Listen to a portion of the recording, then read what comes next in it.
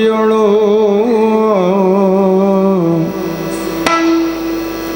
ಅಂಬಿಕಾ ಸುತ ವಿಘ್ನರಾಜನ ಪಿರಿದು ಸಂಸ್ತುತಿಸಿ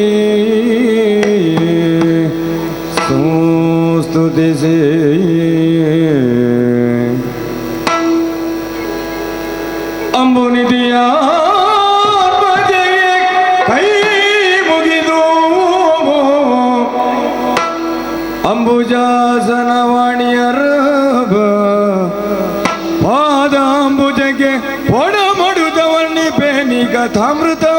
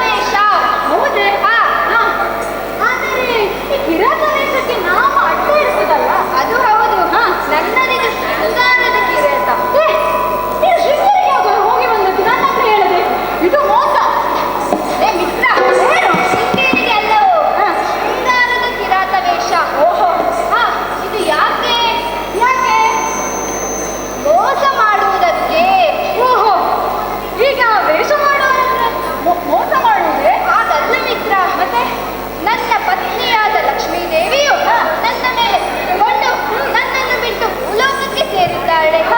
ಭೂಲೋಕದಲ್ಲಿ ಅವಳು ಕರವೀರಪುರವನ್ನು ಸೇರಿದ್ದಾಳೆ ಎಂಬ ವಿಚಾರ ನನಗೆ ತಿಳಿಯಿತು. ಅದು ಇಲ್ಲ ಅಲ್ವಾ? ಎಲ್ಲಿ? ಇಲ್ಲೇ ಈ ದಾರಿಯಾಗಿ ಹೋದರೆ ಬಹಳ ಹತ್ತಿರ. ಏನು ತಲೆ?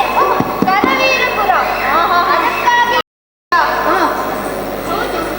ನಾವು ಹೋಗುವುದು ಹೌದು. ಹೋಗುವ ಬಗೆ ಹೇಗೆ? ಹೇಗೆ? ನಡೆದುಕೊಂಡು. ಈಗ ನಡೆದುಕೊಂಡು ಹೋಗುವುದು. ಆದರೆ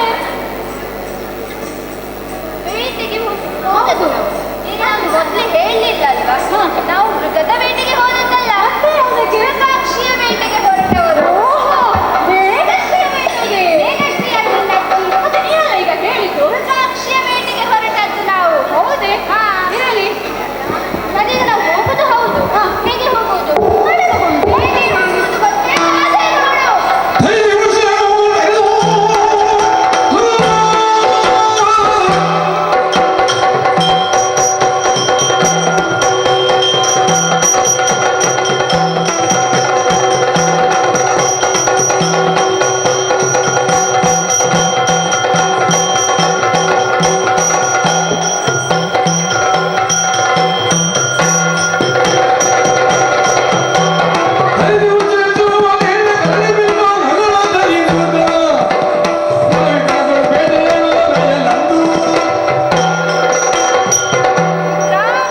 ನಾವು ಬೇಟೆಗೆಂದು ಹೊರಟದ್ದೇ ತಡ.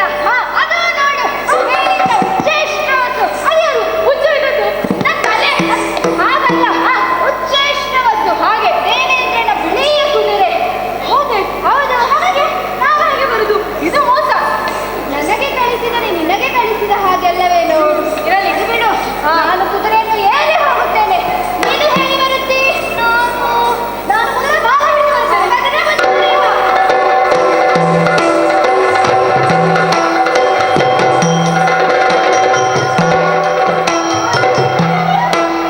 ತರುಣಿ ಪದ್ಮಾವತಿಯು ಸಖಿಯರ ನರವಿ ಸಹಿತ ದಿನದೇ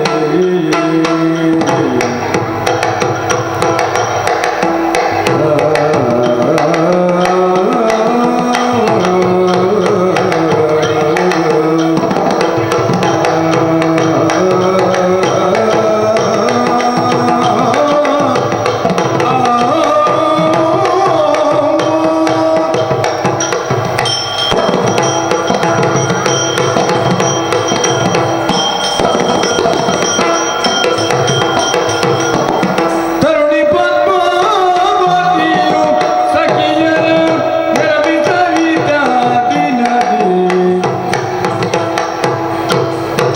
ಸಖಿಯರ ನರವಿ ಸಹಿತ ದಿನದಿ ವನ ಸಂಚರಿಸಿ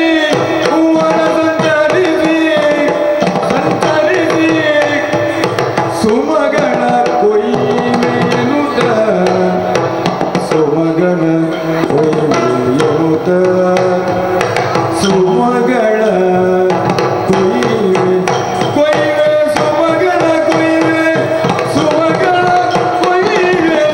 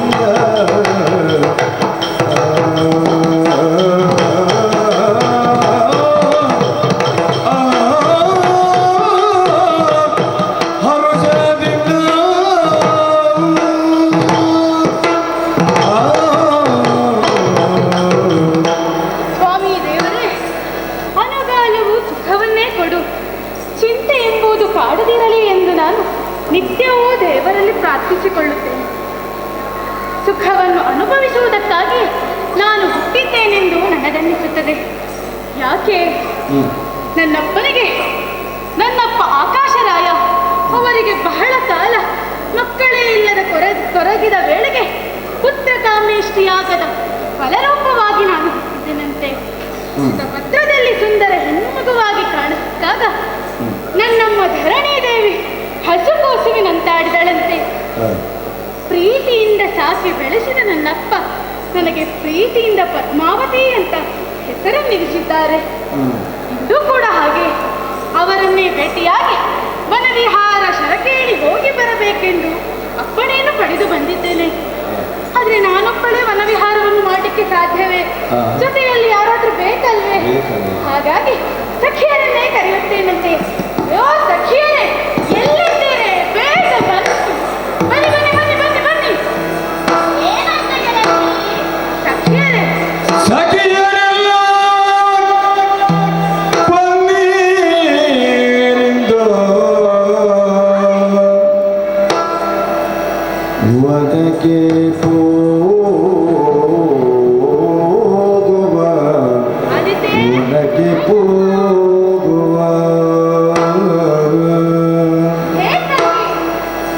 ಸಖಿಯರೆಲ್ಲ ಬನ್ನಿರಿಂದು ಒಳಗೆ ಹೋಗುವ ಒಳಗೆ ಹೋಗುವ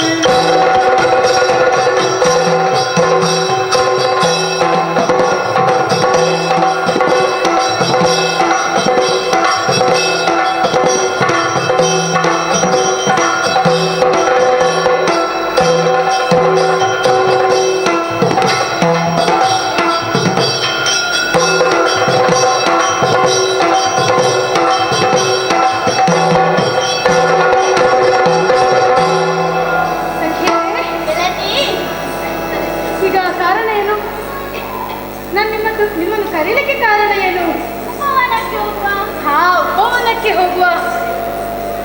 ಏನು ನಿನ್ನ ಇಷ್ಟ ಶೃಂಗಾರ ಸಾಕಾ? ನಿನ್ನ ಶೃಂಗಾರ ಸಾಕು. ಇದ್ದದೆಲ್ಲ ಹಾಕಿಕೊಂಡು ಬಂದಿದ್ದಾರೆ. ಅಲ್ಲಿ ಬೇರೆ ಏನೂ ಇಲ್ಲ ಹಾಕಿಸ್ಲಿಕ್ಕೆ. ಇರ್ಲಿ ಸಖೇರೆ, ನಿಮ್ಮನ್ನು ಕರೆದದಕ್ಕೆ ಕಾರಣ ಏನು ಅಂತಂದ್ರೆ, ಈ ಅರಮನೆಯಲ್ಲೇ ಇದ್ದು ಮನಸ್ಸಿಗೆ ಕೋಪು, ಬೇಜಾರು, ಜಾಡ್ಯತೆ ಆವರಿಸಿದೆ. ಹಾಗಾಗಿ ನಮ್ಮದೇ ಆದ ಉಪವನದಲ್ಲಿ ಕುಸುಮಗಳನ್ನು ಕೊಯ್ಯಬೇಕು, ಜಲಕ್ರೀಡೆಯನ್ನಾಡಬೇಕು, ಹೀಗೆಂದು ಆಸೆಯಾಗುತ್ತಾ ಇದೆ. ಹೋಗುವುದಲ್ವೇ? ಹೋಗೋಣಲ್ವೇ? ನೋಡಿ, ಇವರು ಕಾಯ್ತಿದ್ರು ಯಾವಾಗ ಅಮ್ಮನವರು ಹೇಳ್ತಾರೆ ಅಂತ ಹೇಳಿ. ಸರಿ ಸರಿ ಸರಿ, ಮಾತನಾಡುತ್ತಾ ಕರೆ ಮಾಡುತ್ತಲ್ಲ, ಸಾಗೋಣ.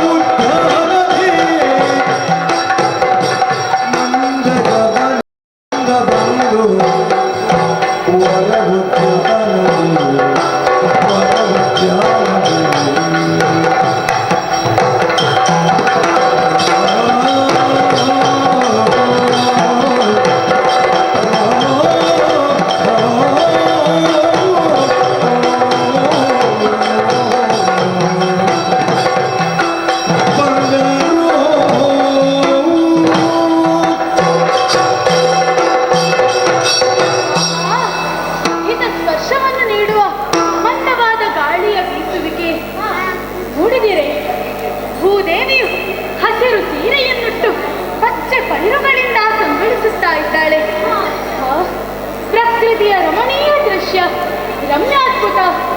ಸಖಿಯರೇ, ತಡ ಮಾಡುವುದಲ್ಲ, ಇನ್ನೊಂದು ಬಾಕಿದೆಯಲ್ಲ, ನೀರಾಟವನ್ನಾಡಬೇಕು. ಬನ್ನಿ, ನೀರಿಗಿಳಿಯುವ.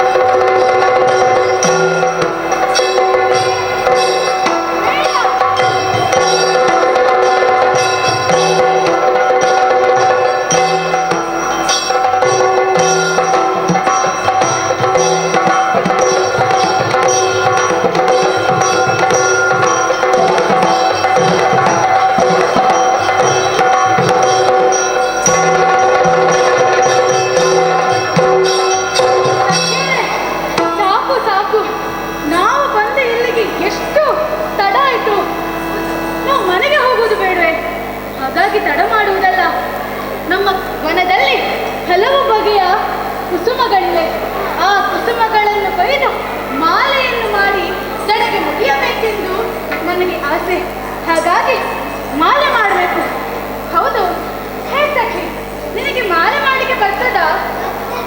ಬರ್ತದೆ. ಅವಳು ಹೂಯಾಳ ಮಗಳಲ್ವಾ? ಆ ಹೂವಾಡ ಗಿತ್ತಿಯ ಮಗಳೇ. ಆ ಕೆಲಸ ಕೂಡ ಬಿಟ್ಟು ಮಾಲೆ ಮಾಡಲಿಕ್ಕೆ ಬರ್ತದಲ್ಲ. ಹಾ, ಸರಿ ಸರಿ. ನನಗೆ ಮಲ್ಲಿಗೆ ಹೂ ಅಂದ್ರೆ ತುಂಬಾ ಪ್ರೀತಿ. ನಿನಗೆ ಯಾವ ಹೂ ಇಷ್ಟ? ಸೇವಂತಿಗೆ. ನಿನಗೆ ಏನು? ನೀನು ಇಷ್ಟು ಸಣ್ಣ ಇದೆಯಾ? ನಿನಗೆ ಸಂಪಿಗೆ ಇಲ್ಲ ಅಂತ ಗೊತ್ತಿದೆಯಾ? ಮರದ ಮೇಲೆ ಮರ ಹತ್ತಿಗೆ ಬರ್ತದೆ ನಿಂಗೆ? ಬರ್ತದಲ್ಲ. ಭಲೇ ಇದ್ದಾಳೆ. ಅದು ಮಾಡುವುದಲ್ಲ, ಹೂಗಳನ್ನು ಕೊಯ್ಯುತ್ತಾ ಮುಂದುವರೆಯುವ.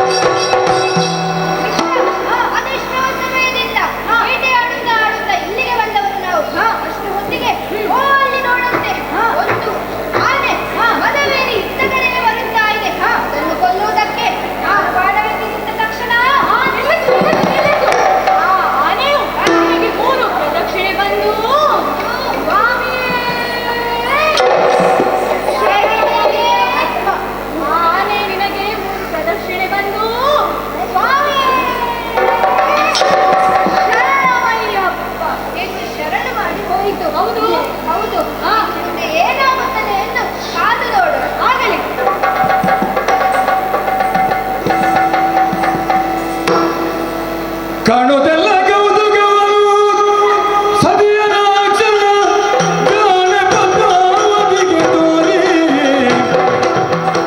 ಶ್ರೀನಿವಾಸ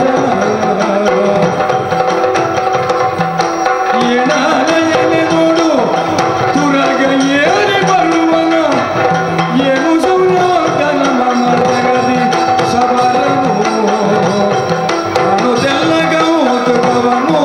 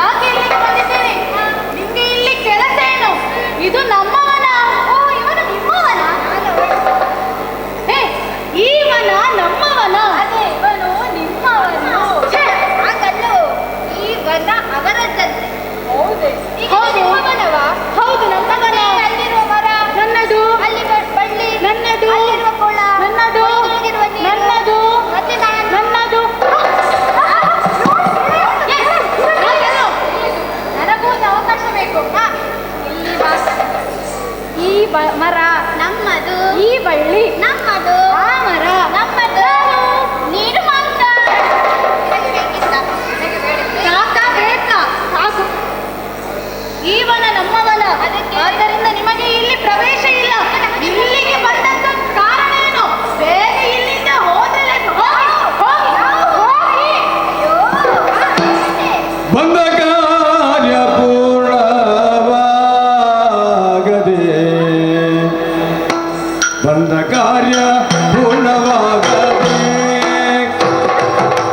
ನಾ ಪೋಪನಲ್ಲ, ನಾ ಪೋಪನಲ್ಲ, ಪೋಪನಲ್ಲ.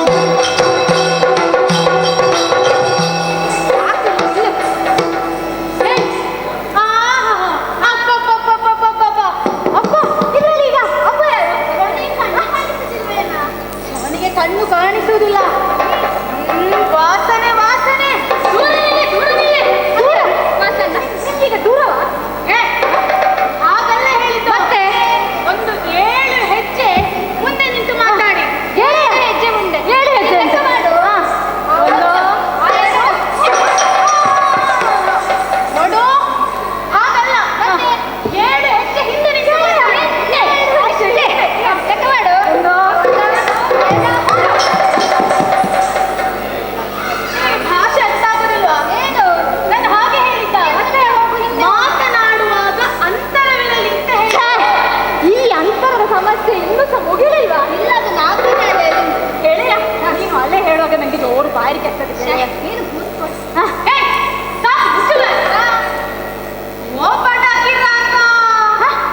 ಅದು ಜ್ವರಕ್ಕೆ ಬಾರಿ ಒಳ್ಳೆದಂತೆ.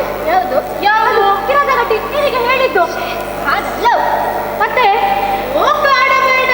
ನೋಡು ಗೆಳೆಯ, ನಾನು ಹೇಳಿದೆ ಕಾಡಬೇಡ ಕಾಡಬೇಡ ಅಂತ. ಈಗ ನೋಡ ಅವರು ಹೇಳುದು ಶಬರ ಶಬರ ಶಬರ ಅಂತಾರೆ. ಮತ್ತೆ ಇವರನ್ನೆಲ್ಲಿಗೆ ಕಳಿಸುದು? ಅವರ ಮೇಳದಲ್ಲಿದ್ದಾರೆ. ಓ, ಕುಳಿತಾನೆ. ಗೆಳೆಯ, ನಾನು ಆಗಲೇ ಹೇಳಿದ್ದೇನೆ, ಬರುವಾಗ ಹುಳಿ ತಿನ್ನಬೇಡ, ಅವ್ರು ನೋಡಿದ್ದಾರೆ ಅಂತ ಅನ್ನಿಸ್ಬೇಕು. ಹಾಗಲ್ಲ. ಮತ್ತೆ ಇದು ಕೇವಲ ಪ್ರಾಣಿವಾಸಿನವರು ಹೋಗುವಂತಹ ಪ್ರದೇಶ. ಇಲ್ಲಿ ನಿಮ್ಮದು ಏನು ಕಾರ್ಯ? ಕುದುರೆಯನ್ನು ಹತ್ತಿಕೊಂಡು ಇಲ್ಲಿ ಸಂಚರಿಸುತ್ತಿದ್ದೀರಲ್ಲ, ಇದು ನಮ್ಮವನ. ಇವನು ಅದು ನಿಮ್ಮವನ. ಅದು ಆಯ್ತು. ಒಳ್ಳೆಯ ಮಾತಿಂದ ಇಲ್ಲಿಂದ ಹೋದ್ರಲ್ಲಾಯ್ತು. ಹೇಗೂ ಬಂದಿದ್ದೀರಿ, ನಿಮ್ಮ ಪರಿಚಯವನ್ನು ಹೇಳಿ ಹೋಗಿ. ನಿನ್ನ ಊರು ಯಾವುದು? ನಿನ್ನ ಹೆಸರೇನು? ನಿನ್ನ ಅಪ್ಪನ ಹೆಸರೇನು? ಬೇಗ ಹೇಳು. ನೀನು ಇಷ್ಟು ಪ್ರಶ್ನೆಗಳನ್ನು ಒಟ್ಟಿಗೆ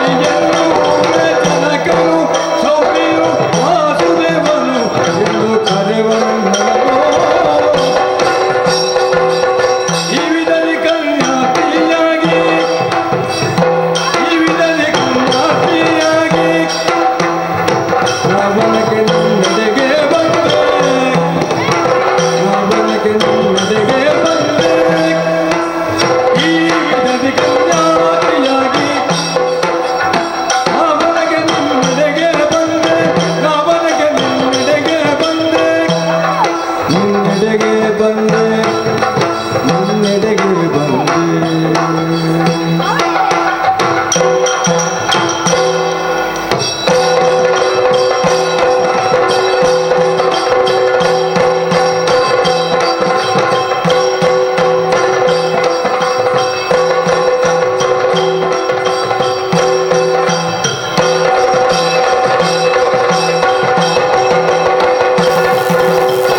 ಈ ವಿಧದಿ ಕರುಣಾತಿಯಾಗಿ ನಾವನಗೆ ನಿನ್ನೆಡೆಗೆ ಬಂದೆ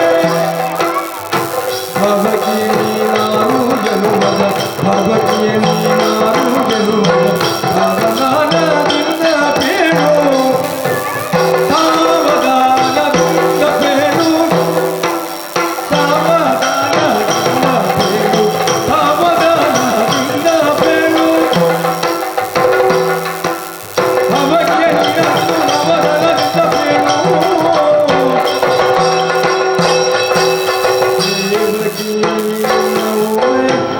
ಜನಕನು ಸೌರಿಯು ವಾಸುದೇವನು ಕರೆಬರೆದನು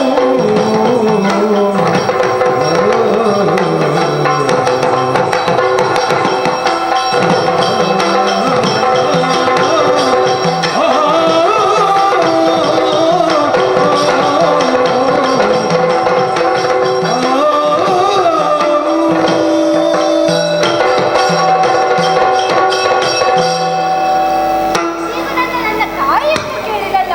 ಹೌದು, ನನ್ನ ತಾಯಿ ಯಾರು ಗೊತ್ತೇ? ಯಾರು? ದೇವಕಿ. ಏನು? ಅದು ಏನು ಬೇಕಾಗಿಲ್ಲ. ನನ್ನ ತಾಯಿ ದೇವಕಿ ದೇವಿ. ಓಹೋ, ಅಷ್ಟು ದೇವಕಿ. ಮಾತ್ರವಲ್ಲ. ನನ್ನ ತಂದೆಯನ್ನು ಕೇಳಿದೆ ಅಲ್ಲ. ಹೌದು. ಶೌರ್ಯು ನನ್ನ ತಂದೆ. ಓ ಶೌರಿ, ನನಗೆ ಚಿರು ಗೊತ್ತ್ಯಾ? ನಿನಗೆ ಕಾಡಲ್ಲಿ ಉಂಟು, ಅಳಿಗೊಳಗೋ. ಶೌರಿ ಸೊಪ್ಪು ಸೊಪ್ಪು ನಿನಗೆ ಕಾಡಲ್ಲಿ ಗೊತ್ತಿಲ್ವಾ?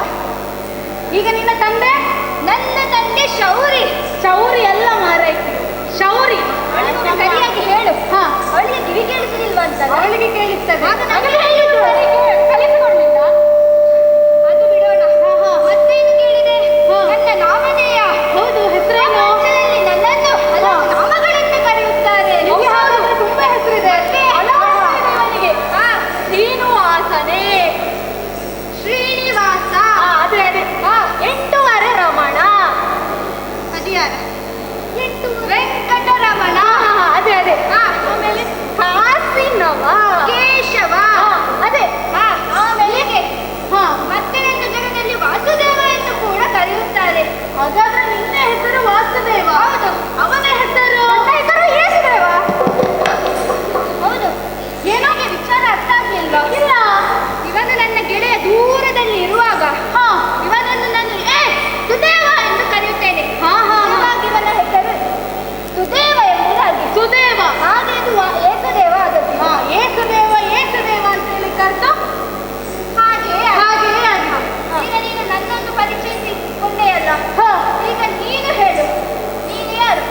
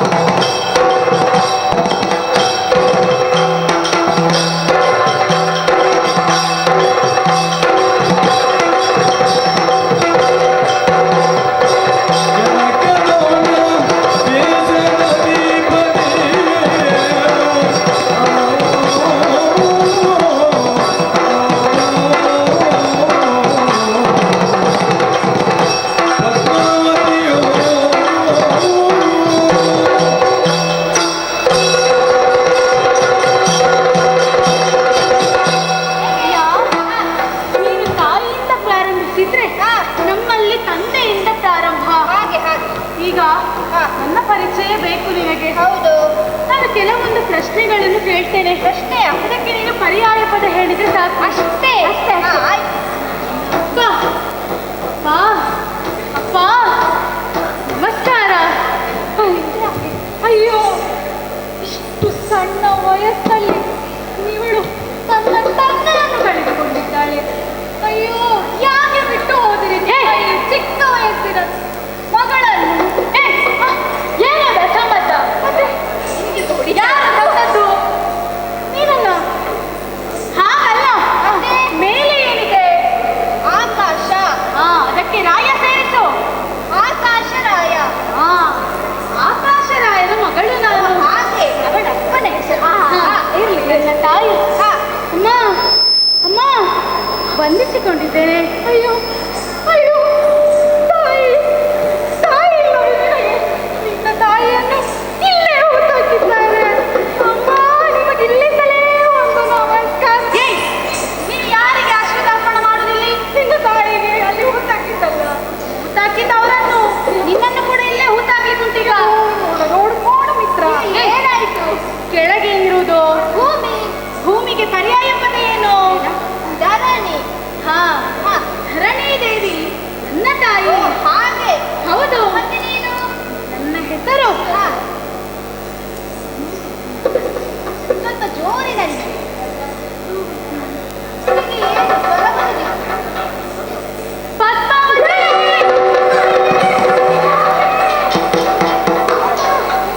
ಅಮ್ಮ, ಧೂಮವತಿ ಅಮ್ಮ.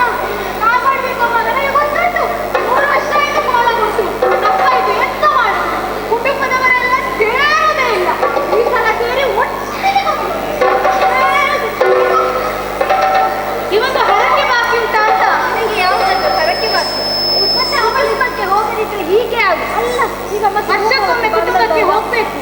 ಅದು ಹಾಗಲ್ಲ. ಅವಳ ಹೆಸರು ಹೇಳಿತು. ಅದೇ ಧೂಮವತಿ. ಇಲ್ಲವೋ? ಮತ್ತೆ ಇನ್ನೊಮ್ಮೆ ಕೇಳುವ. ಏನು ನಿನ್ನ ಹೆಸರು? ಪದ್ಮಾವತಿ. ಓ, ಹಾಗೆ.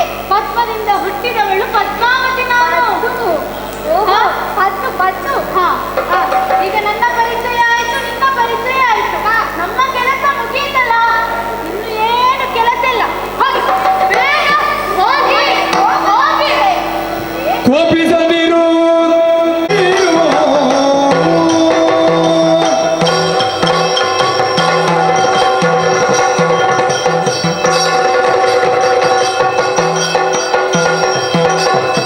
ಕೋಪಿಸದಿರು ಬರಿದೆ ಎನ್ನೋಳು. ಕೋಪಿಸದಿರು ಬರಿದೆ ಎನ್ನೋಳು. ಸುಂದರಿ ಸುಂದರಿ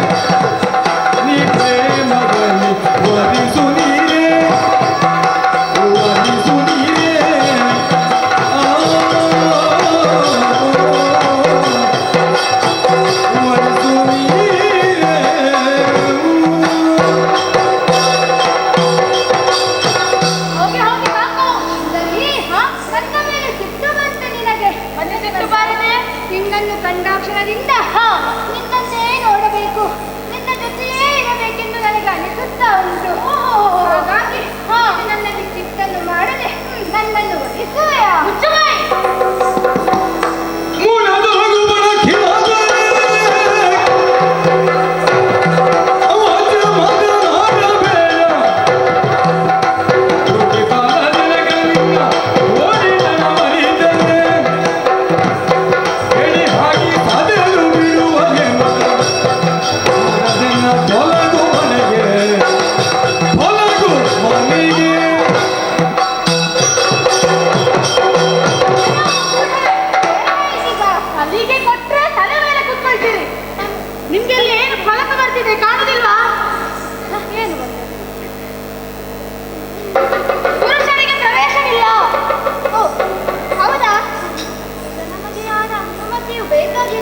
ನೋಡಿ, ಒಳ್ಳೆಯ ಮಾತಿನಿಂದ ಹೇಳ್ತಾ ಇದ್ದೇನೆ.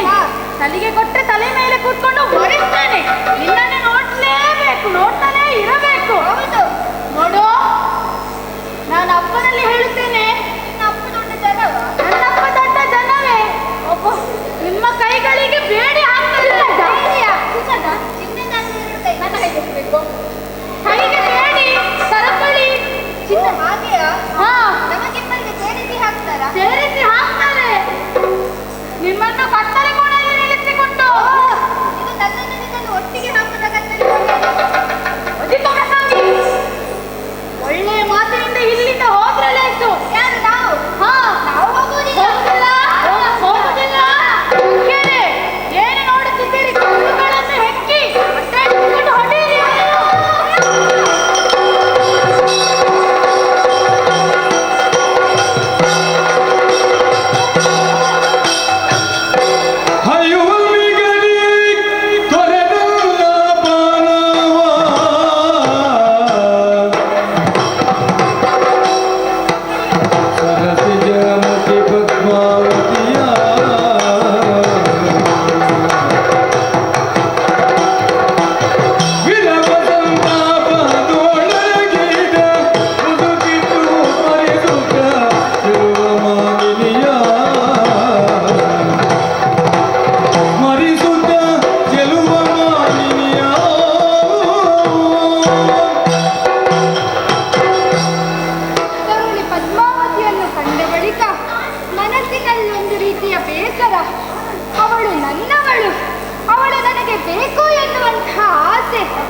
ಜೀವನದಲ್ಲಿ ನಾನು ಮದುವೆ ಎಂದಾದರೆ ಅದು ಅವಳನ್ನೇ ಎಂದು ನಿರ್ಧರಿಸಿದ್ದೇನೆ.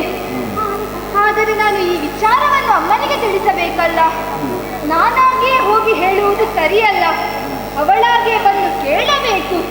ಅದಕ್ಕಾಗಿ ಅವಳಿಲ್ಲಿಗೆ ಬರುವ ತನಕ ನಾನು ಮುಸುಕು ಹಾಕಿ ಹಾಗೆ ಮಲಗಿರುತ್ತೇನಂತೆ.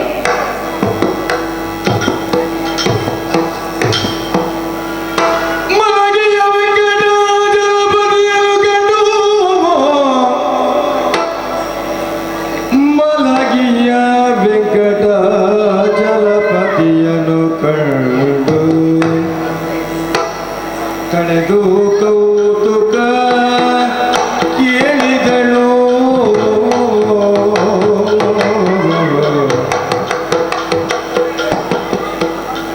ಕಳೆಗುಂದಿದೆ ತಗಿಂದಿಲಿ ನಿನ್ನ ವದನವು, ಕಳೆಗುಂದಿದೆ ತಗಿಂದಿಲಿ ನಿನ್ನ ವದನವು, ಮಲಗಿಯೇ ಹಗಲು ಹೊತ್ತಿನೋಳು,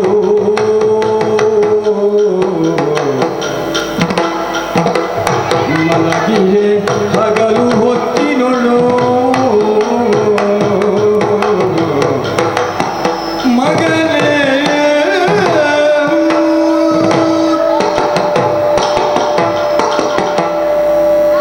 ಶ್ರೀನಿವಾಸ, ಯಾಕೆ ಮಗನೇ ಇಷ್ಟು ಹೊತ್ತಿನಲ್ಲಿ ಮುಸುಕು ಹಾಕಿಕೊಂಡು ಮಲಗಿದ್ದೀಯಲ್ಲ? ನಿನಗೆ ನಾನು ತಿನ್ನಲು ಹಣ್ಣು ಹಂಪಲು ಹಾಲು ಎಲ್ಲ ಇಟ್ಟಿದ್ದೇನೆ. ಅದು ಎಲ್ಲವೂ ಹಾಗೆ ಉಂಟು. ಏನಾಯ್ತು ಮಗನೇ? ಏನನ್ನ ಬಕುಳಾದೇವಿ ದುಮ್ಮಾನ ಹದನಗಳ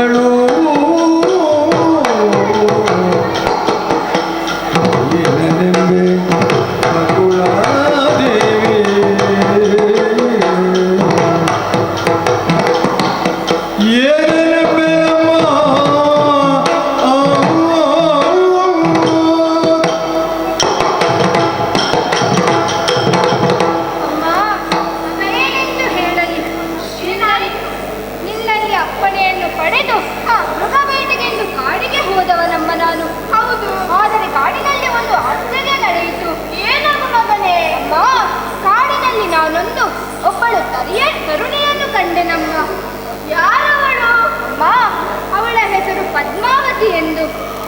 ಅವಳನ್ನು ನೋಡಿದ ಮೇಲೆ ನನಗವಳು ಬೇಕು ಬೇಕು ಎಂದನಿಸುತ್ತದೆ ಅಮ್ಮ. ನಾನು ಮದುವೆ ಅಂತಾದರೆ ಅವಳನ್ನೇ. ಅದು ಹೇಗೆ ಮಗನೇ? ಅವಳು ಯಾರು ಅಂತ ಗೊತ್ತಿಲ್ಲ, ಯಾವ ಊರು ಅಂತ ಗೊತ್ತಿಲ್ಲ. ಅಮ್ಮ, ಅವಳು ಯಾರೆಂದು ನನಗೆ ತಿಳಿದಿದೆ. ತೋಂಡ ದೇಶದ ರಾಜನಾದ ಆಕಾಶರಾಯ ಮತ್ತು ಧರಣಿ ದೇವಿಯರ ಮಗಳು ಆಕೆ. ಓ ಹೌದೇ? ಹೌದಮ್ಮ. ಈಗ ಅವರು ಅರಸರು. ಅವರನ್ನೆಲ್ಲ ನಾವು ಮದುವೆಯಾದರೆ ಆಗಿದ್ದೆ ಮಗಳೇ. ನಿಮಗೆ ಅದೆಲ್ಲ ನನಗೆ ಗೊತ್ತಿಲ್ಲ. ನನಗೆ ಅವಳು ಬೇಕು ಅಷ್ಟೇ. ಅದಕ್ಕಾಗಿ ನೀನು ನನಗೊಂದು ಉಪಕಾರ ಮಾಡಬೇಕಮ್ಮ. ಏನು ಮಾಡಬೇಕು ಮಗನೇ? ಅಮ್ಮ, ನೀನು ಈಗಲೇ ತೋರಣ ದೇಶಕ್ಕೆ ಹೋಗಬೇಕು. ಅಲ್ಲಿ ನೀನು ನಮ್ಮ ಮದುವೆಯ ಬಗ್ಗೆ ಮಾತನಾಡಿ ಬರಬೇಕು. ಹೋಗುವುದೇನೋ ಹೌದು ಮಗನೇ, ಆದರೆ ನಾನು ಈ ಪ್ರಾಯದಲ್ಲಿ ಹೋಗುವುದಾದರೂ ಹೇಗೆ ಮಗನೇ? ಅಮ್ಮ, ಈ ಬಗ್ಗೆ ನೀನು ಚಿಂತಿಸಬೇಕಾಗಿಲ್ಲ. ಅದು ಗರುಡ. ನಾನು ಅವನಿಗೆ ಆಜ್ಞೆ ಇಟ್ಟಿದ್ದೇನೆ. ನೀನು ಹೋಗಿ ಅವನ ಮೇಲೆ ಕುಳಿತರೆ ಸಾಕು. ಅವನೇ ನಿನ್ನನ್ನು ಕರೆದುಕೊಂಡು ಹೋಗಿ ತೋಂಡ ದೇಶದಲ್ಲಿ ಬಿಟ್ಟು ಬಿಡುತ್ತಾನೆ. ನಂತರ ನಿನ್ನನ್ನು ಇಲ್ಲಿಗೆ ತಲುಪಿಸುತ್ತಾನೆ. ಹೇಗೆ, ಹೋಗುತ್ತೀಯಲ್ಲ? ಹಾಗಾದರೆ ಆಯಿತು, ಹೋಗಿ ಬರುತ್ತೇನೆ. ಅಮ್ಮ,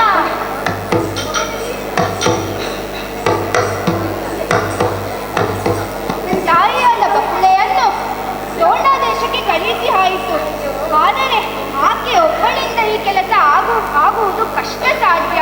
ಅದಕ್ಕಾಗಿ ನಾನೇ ಅವಳಿಗೆ ಅನುಕೂಲಕರವಾಗಿ ಕೊರವಂಜಿಯ ರೂಪವನ್ನಂತೂ ಆ ಕಡೆಗೆ ಸಾಗುತ್ತೇನಂತೆ.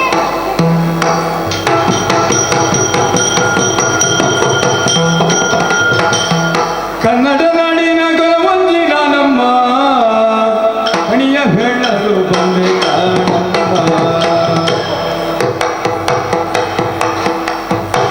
ಕನ್ನಡ ನಾಡಿನ ಕೊರವಂಜಿ ನಾನಮ್ಮ, ಕನ್ನಡ ನಾಡಿನ ಕೊರವಂಜಿ ನಾನಮ್ಮ, ಹಣಿಯ ಹೇಳಲು ಬಂದೆ ಕಾಣಮ್ಮ. ಆ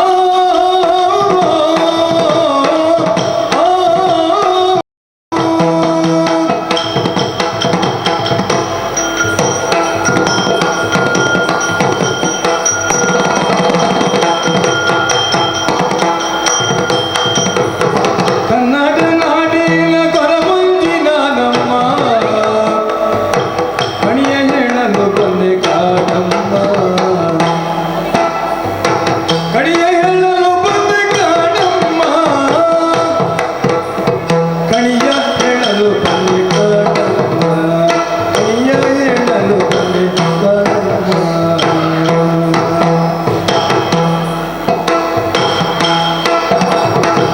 ಮುಖ ನೋಡಿ ಹೇಳುವೆ, ಕೈ ನೋಡಿ ಹೇಳುವೆ, ಮುಖ ನೋಡಿ ಹೇಳುವೆ, ನಾ ಕಣಿಯ ಬೀಳಲು ಬಂದೆ ಕಾಣಮ್ಮ. ಮುಖ ನೋಡಿ ಹೇಳುವೆ, ಕೈ ನೋಡಿ ಹೇಳುವೆ, ಕಣಿಯ ಹೇಳಲು ಬಂದೆ ಕಾಣಮ್ಮ, ಕಣಿಯ ಹೇಳಲು ಬಂದೆ ಕಾಣಮ್ಮ. ಕನ್ನಡ ನಾಡಿನ ಕೊರವಂಜಿ ನಾನಮ್ಮ, ಕನ್ನಡ ನಾಡಿನ ಕೊರವಂಜಿ ನಾನಮ್ಮ, ಕಣಿಯ ಹೇಳಲು ಬಂದೆ ಕಾಣಮ್ಮ, ಕಣಿಯ ಹೇಳಲು ಬಂದೆ ಕಾಣಮ್ಮ.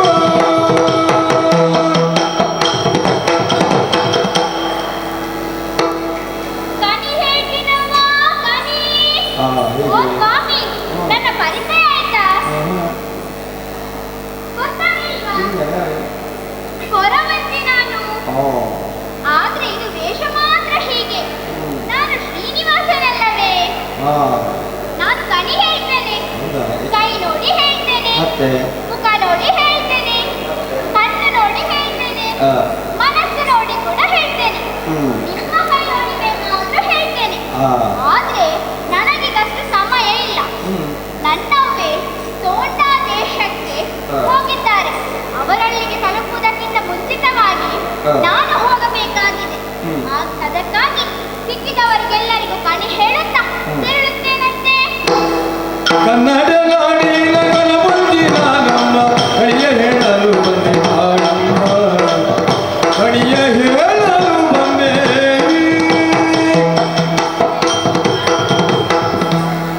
ಇತ ಪದ್ಮಾವತಿಯು ಶ್ರೀ ಪುರುಷೋತ್ತಮನ ನೆನೆದು ಕನ್ನಡ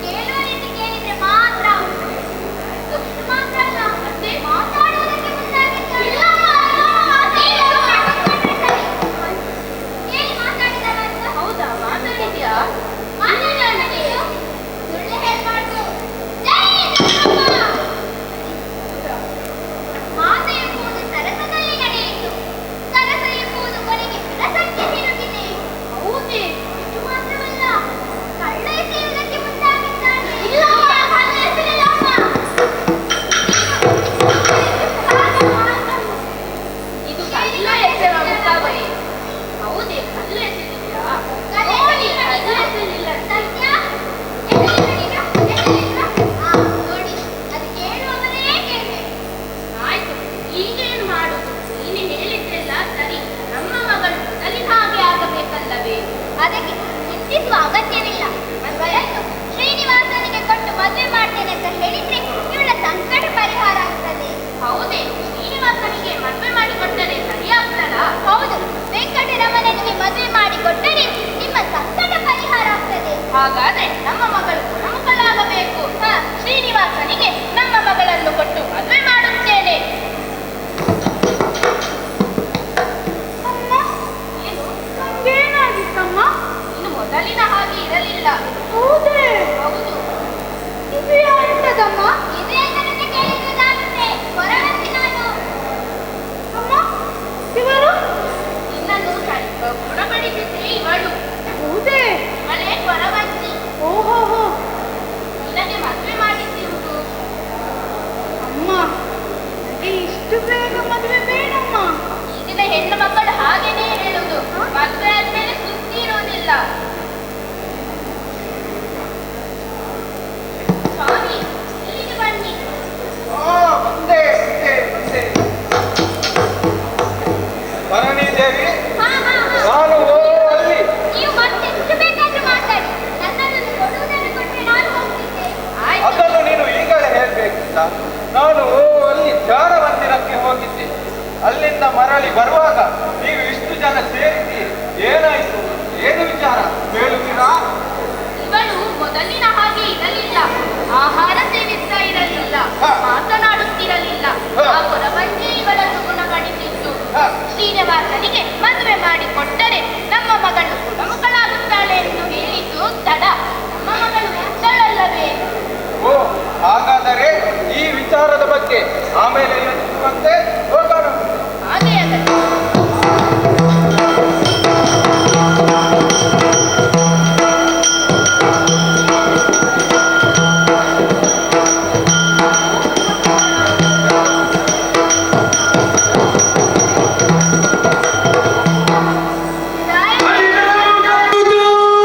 ಹರುಜದಿಂದು ಪಜರಿಸೆ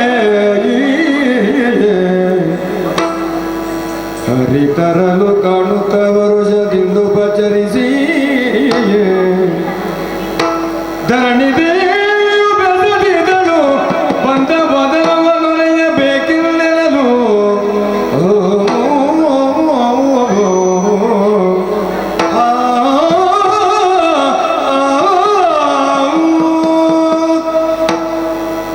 ನಮಸ್ಕಾರ. ನಮಸ್ಕಾರ ರಾಯರೇ. ತಾವು ಯಾರು? ನಾನು ಬಕುಳಾದೇವಿ. ಓ, ಆಗಲಿ. ಬಂದ ವಿಚಾರವೇನು? ಅದು ನನ್ನ ಮಗ ಶ್ರೀನಿವಾಸನಿದ್ದಾನೆ. ಅವನಿಗೆ ಏನಾದರೂ ಖರ್ಚಿಗೆ ಬೇಕಾಗಿತ್ತ? ಹಾಗೆ ಅಲ್ಲ ಸ್ವಾಮಿ. ಮತ್ತೆ ಹೇಗೆ? ನನ್ನ ಮಗ ಶ್ರೀನಿವಾಸನಿಗೆ ಹಾ, ನಿಮ್ಮ ಮಗಳ ಪದ್ಮಾವತಿಯನ್ನು ಕೊಟ್ಟು ಮದುವೆ ಮಾಡುವ ವಿಚಾರದ ಬಗ್ಗೆ. ಏನು ಮದುವೆ?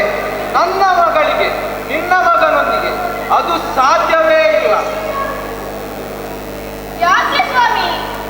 ಒಂದು ಅಂತಸ್ತು ಅಂತ ನೋಡುವುದು ಬೇಡವಾ? ಇಲ್ಲಿ ನಿಲ್ಲಿ. ಇವರು ಯಾರಂತ ಗೊತ್ತಿಲ್ಲವೇ? ಯಾರು? ಕೊರವಂಜಿ ಹೇಳಿದ ಮಾತು ನೆನಪಿಲ್ಲವೇ? ಓ, ಈ ಸಂಬಂಧವನ್ನು ಒಪ್ಪಿಕೊಳ್ಳಿ. ಶ್ರೀನಿವಾಸನ ಅಮ್ಮ ಇದು. ಅಮ್ಮ, ಈ ಸಂಬಂಧ ನನಗೆ ಒಪ್ಪಿಗೆ ಇದೆ. ನನಗೂ ಒಪ್ಪಿಗೆ ಇದೆ. ಹಾಗಾದರೆ ಮುಹೂರ್ತ ಆಗಬೇಕಲ್ಲ? ಪುರೋಹಿತರಲ್ಲಿ ಕೇಳುವ. ಮುಹೂರ್ತ ಯಾವಾಗ? ಮುಂದಿನ ದಶಮಿಗೆ ಮುಹೂರ್ತ ಇದೆ.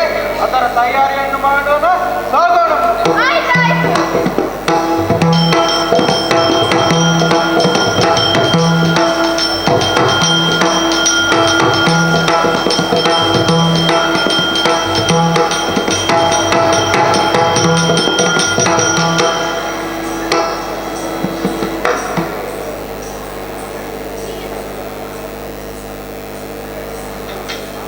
ಅಮ್ಮ, ನಮಸ್ಕಾರ.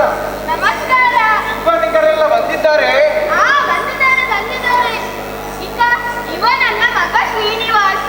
ಓ, ನನ್ನ ಅಳಿಯ. ಹಾ, ಹಾ.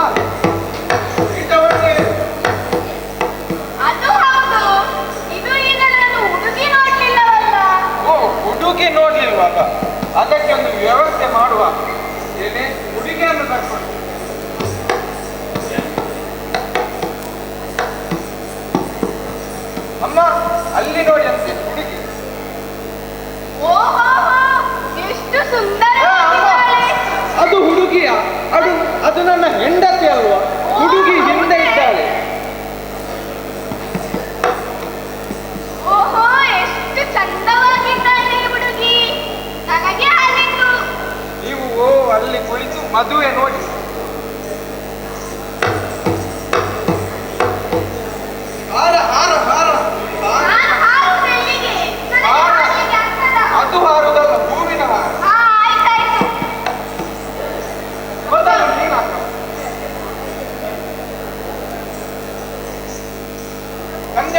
ಕನ್ಯಾದಾನ.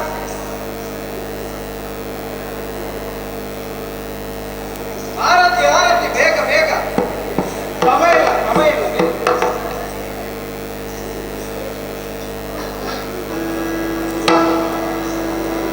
ಆರತಿ ಬೆಳಗಿದರು ತರುಣಿಯರೆಲ್ಲರೂ ಕೂಡುತ್ತ, ತರುಣಿಯರೆಲ್ಲರೂ ಕೂಡುತ್ತ ಮಾಡುತ್ತ ಶೋಭಾರೆಂಬುತ್ತ ಆರತಿ ಬೆಳಗಿದರು ಶ್ರೀನಿವಾಸನಿಗೆ ಪದ್ಮಾವತಿಗೆ ಆರತಿ ಬೆಳಗಿದರು.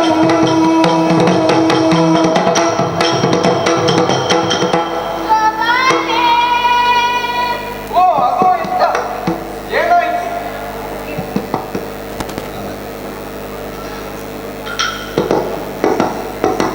ಇಗೋ ನಿನ್ನ ಈ ಮದುವೆ ಸಂಭ್ರಮದಲ್ಲಿ ಬಳುವಳಿಯಾಗಿ ಈ ಸ್ವರ್ಣ ಕಿರೀಟವನ್ನು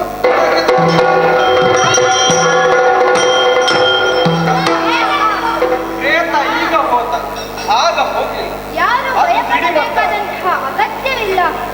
ಈ ಹಿಂದೆ ಪಾಕದತ್ತ ಎಂಬುವವನು ನನ್ನಿಂದ ಶಾಪವನ್ನು ಪಡೆದು ಪಿಶಾಚಿಯ ರೂಪವನ್ನು ಪಡೆದಿದ್ದ.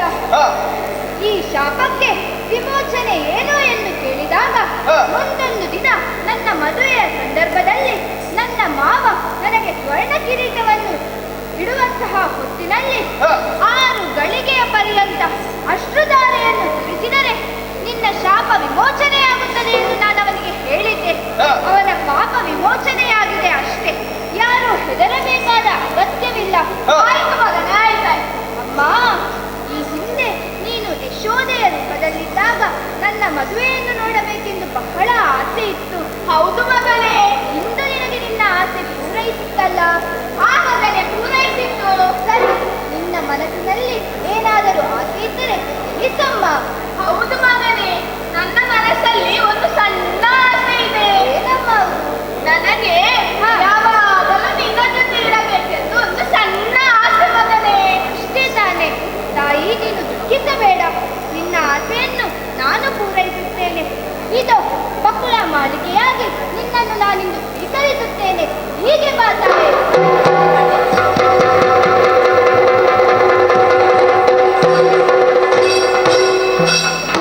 ಶ್ರೀನಿವಾಸ, ನಿಮ್ಮವರಲ್ಲಿ ಏನಾದರೂ ಆಸೆ ಇದೆ?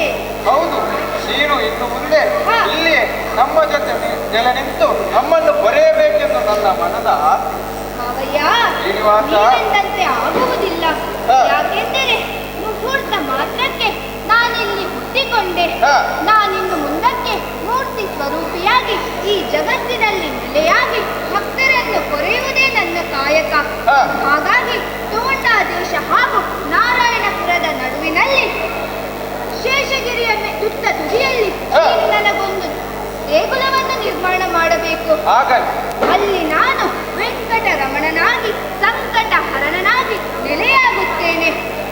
ದೇವಿ, ನೀನಿನ್ನು ನನ್ನೊಂದಿಗೆ ಇರುವ ಹಾಗಿಲ್ಲ. ನನ್ನ ಗಿರಿಯ ಸ್ವಲ್ಪ ಕೆಳಗೆ ನನಗೂ ಒಂದು ಕ್ಷೇತ್ರ ನಿರ್ಮಾಣವಾಗಲಿಕ್ಕಿದೆ. ಅಲ್ಲಿ ನೆಲೆಯಾಗಿ ನೀನು ಭಕ್ತರನ್ನು ಹೊರೆಯುತ್ತಾ ಬರಬೇಕು. ಹಾಗೇ ಆಗಬೇಕು. ವರ್ಷ ಒಂದಕ್ಕೆ ಜನರು ನಮಗೆ ನೀಡುವ ಉತ್ಸವದ ಸಮಯದಲ್ಲಿ ನಿನ್ನನ್ನು ನಾನು ಅರೆಗಳಿಗೆ ಭೇಟಿಯಾಗುತ್ತೇನೆ. ಹಾಗೇ ಮಾವಯ್ಯ, ಶ್ರೀನಿವಾಸ, ನನ್ನ ಮದುವೆಯ ಸಂದರ್ಭದಲ್ಲಿ ನನ್ನ ಮಿತ್ರನಾದ ಕುಬೇರನಿಂದ 18,000 ರಾಮಟಕ್ಕೆಗಳನ್ನು ನಾನು ಸಾಲವಾಗಿ ಪಡೆದಿದ್ದೆ. ಅದನ್ನು ತೀರಿಸುವ ಬಗೆ ಹೇಗೆ ಎಂದು ಮಾತೆ ನನ್ನಲ್ಲಿ ಕೇಳಿದ್ದಳು. ಈ ವಿಚಾರವನ್ನು ನಾನು ನನ್ನ ಮದುವೆಯ ಸಂದರ್ಭದಲ್ಲಿ ನಿಮಗೆ ತಿಳಿಸುತ್ತೇನೆ ಎಂದು ಹೇಳಿದ್ದೆ. ಮಾವಯ್ಯ, ಮುಂದೊಂದು ದಿನ ಪ್ರಪಂಚದಲ್ಲಿ ನನ್ನ ಭಕ್ತರು ಕುಟುಂಬಸ್ಥರಾಗಿ ಮುಡಿಪು ಕಾಣಿಕೆಗಳನ್ನು ನನಗೊಪ್ಪಿಸುತ್ತಾರೆ. ಹಾಗೆ ಕೊಟ್ಟ ಮುಡಿಪನ್ನು ಯಾರಾದರೂ ಅಪವ್ಯಯ ಮಾಡಿದರೆ ಅವರಿಗೆ ದೋಷ ತಟ್ಟುವುದು ಖಂಡಿತ. ಅಷ್ಟು ಮಾತ್ರವಲ್ಲದೆ ನೀವು ನಮಗಾಗಿ ಸಮರ್ಪಿಸಿದ ಆ ಮುಡಿಪನ್ನು ನಾನು ಸಮುದ್ರರಾಯನ ಮೂಲಕವಾಗಿ ಕುಬೇರನಿಗೆ ಒಪ್ಪಿಸುತ್ತೇನೆ. ಹಾಗಾಗಿ ಈ ರೀತಿಯಲ್ಲಿ ನಮ್ಮ ಸಾಲ ಮರುಪಾವತಿ ಆಗುತ್ತದೆ. ಆಯ್ತಲ್ಲವೇ? ಹೀಗೆ ಎಲ್ಲವೂ ಮಂಗಳಕರವಾಗಿ ಮುಕ್ತಾಯವಾಗುವ ಹೊತ್ತಿಗೆ ಈ ಪುಣ್ಯ ಕಥಾನಕವನ್ನು ಯಾರು ಆಡಿದ್ದಾರೋ, ಯಾರು ಆಡುವುದಕ್ಕೆ ಅವಕಾಶವನ್ನು ಕಲ್ಪಿಸಿಕೊಟ್ಟಿದ್ದಾರೋ, ಯಾರು ಭಕ್ತಿಯಿಂದ ಈ ಪುಣ್ಯ ಕಥಾನಕವನ್ನು ನೋಡಿದ್ದಾರೋ ಅವರಿಗೆಲ್ಲರೂ ನಮ್ಮ ಶ್ರೀ ದುರ್ಗಾ ಪರಮೇಶ್ವರಿ ಅಮ್ಮನವರು ಹಾ. ಸಕಲ ಆಯುಷ್ಯ ಆರೋಗ್ಯವನ್ನು ಕೊಟ್ಟು ಕಾಪಾಡಲಿ ಎಂದು ಕೇಳುತ್ತಾ ಸಭೆಗೆ ಮಂಗಳ ಹಾಡಲು ಸಭಾಸದರಿಂದ ಪಡೆಯನ್ನು ಕೇಳುತ್ತಾ ಇದ್ದೇವೆ. ಕಲ್ಯಾಣಾದ್ಭುತ ಗಾತ್ರಾಯ ಕಾಮಿತಾರ್ಥ ಪ್ರದಾಯಿನಿ